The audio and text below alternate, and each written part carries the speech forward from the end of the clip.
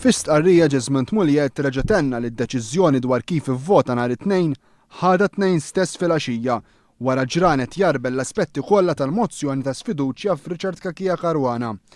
Mugliett żied li huwa ma kien tal-ebda indikazzjoni minn qabel fuq kif potenzjalment seta' jivvota. U dan għaliex l-unika grupp parlamentari nazzjonalista li tlaqqa dwar il-mozzjonijiet fuq Karmi F'Sudbonnici u Riċard Kakija Karwana kien f'April li għadda. Mugliett qal li dan il-grupp parlamentari kien tlaqqa ta' malajr u fejn lanqas kien hemm aġenda waqt li zied li huwa ma setax jattendi għal din il-laqgħa. Fl-istqarrija tiegħu Mugliett spjega li nhar it-tnejn huwa stjena għaliex jinsab konvint li l-Parlament jixraqlu aktar rispett.